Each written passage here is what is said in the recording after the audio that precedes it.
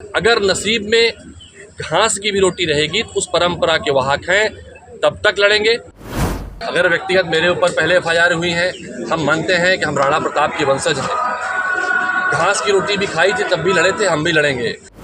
दोबारा चंद सांसों में फूल जाता है, पाकर थोड़ा सा वरूज अपनी औकात भूल जाता है। वो पर्दे के पीछे खड़े होकर हमारे कांग्रेस पार्टी के काफिले पर हमला कर रहे थे, पत्थर फेंक रहे थे, जान से मार देने की बात कह रहे थे।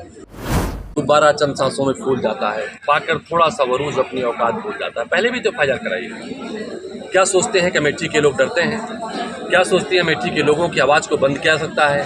क्या सोचती है स्मृति ईरानी जी कि अमेठी के लोगों पर अत्याचार करके, सत्ता का धौंस और अहंकार दिखा के यहाँ के लोगों की आवाज़ को दबाया जा सकता है? हम अमेठी में जन्मे हैं और इसी मिट्टी में मरेंगे। यहाँ से डर के कहाँ जाएंगे? हमें लड़ना पड़ेगा, हम लड़ेंगे।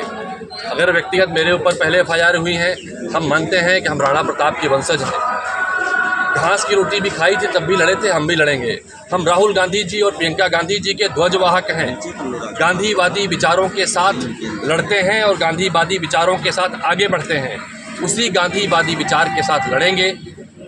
जहां तक कल की घटना का संज्ञान लिया गया, भारतीय जनता पार्टी के कई सारे अराजक रजिस्टर्ड हिस्ट्री सीटर जिनके ऊपर दर्जनों एफआईआर दर्ज हैं, वो पर्दे के पीछे खड़े होकर हमारे कांग्रेस पार्टी के काफिले पर हमला कर रहे थे, पत्थर फेंक रहे थे, जान से मार देने की बात कह रहे थे।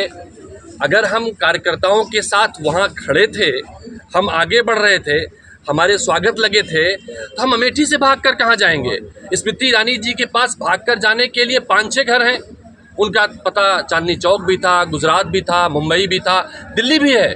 हम अमेठी में जो पैदा हुए, यहाँ से भागकर कहाँ जाएंगे? हम वहाँ अपने कार्यकर्ताओं के साथ खड़े थे और आगे भी कार्यकर्ताओं के साथ खड़े रहेंगे। ना डरे हैं, ना डरेंगे। पहले भी एफआईआर कराई, आगे भी करा लें। वे लोग और होंगे जो एफआईआर से, जांच से डर कर उनके साथ कंधे से कंधा मिलाकर खड़े हो जाते हैं। हम उनमें से नहीं हैं। अगर नसीब में घास की भी रोटी रहेगी तो उस परंपरा के वाहक हैं, तब तक लड़ेंगे। एफआईआर के संदर्भ में हम कानूनी सलाह भी ले रहे हैं और अगर ज़रूरत पड़ेगी तो हम जाके गिरफ्तारी दे देंगे।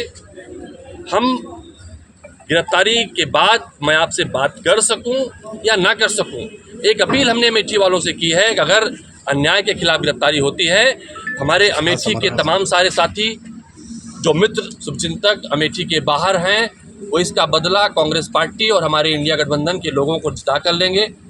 दूसरी, सत्ता जब जब अहंकारी होती है तब तब उसको अपना भुगतान करना पड़ता है और सत्ता हद से ज़्यादा अहंकारी हो गई है। हर क्षण अमेठी का अपमान स्मृति ईरानी जी द्वारा किया गया। यहाँ के लोगों को दरिद्र कहा गया, यहाँ के लोगों को कहा गया कीचड़ से अनाज चुनकर खाते थे। हम कैसे खामोश रह सकते हैं? अमेठी का बार बार अपमान होगा, हम कैसे खामोश रह सकते हैं? तो एफआईआर के संदर्भ में हम कानूनी सलाह लेंगे।